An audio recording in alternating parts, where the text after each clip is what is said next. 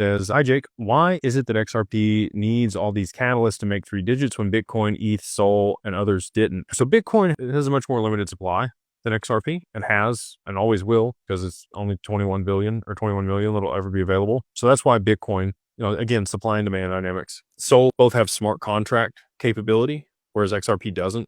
We might end up getting hooks migrated to the mainnet where it has lightweight smart contracts like XLM. XLM, you also haven't seen a huge price rise in that, even though they've implemented Soroban smart contracts. There's been a bunch of other things that have tied up those tokens that limit the supply. And now we have that same dynamic playing out for XRP with the spot ETFs that have launched. You've got, collateral or capital that's being held for the commodities trading. You got other derivatives that are being launched on XRP. You got stable coins and other things on the XRPL that are causing more volume in transactions. Anytime you see more volume in transactions on a network, you're going to get price appreciation of the underlying asset.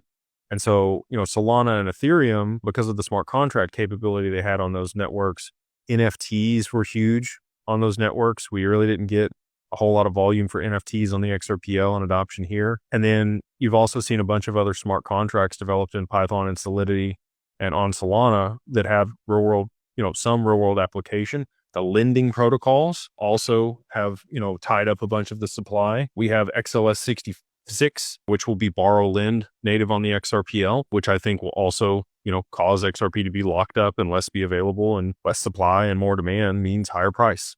So those three in particular that you mentioned there, they've already had situations where the supply was limited and there was a significant amount of demand for the asset. And that's what caused the appreciation of those tokens and the liquidity to move into those ecosystems. And we're right here on the forefront of that for XRP. So hopefully, that's why we need all these catalysts and we need the adoption of the network so that we get the volume and then the price appreciation.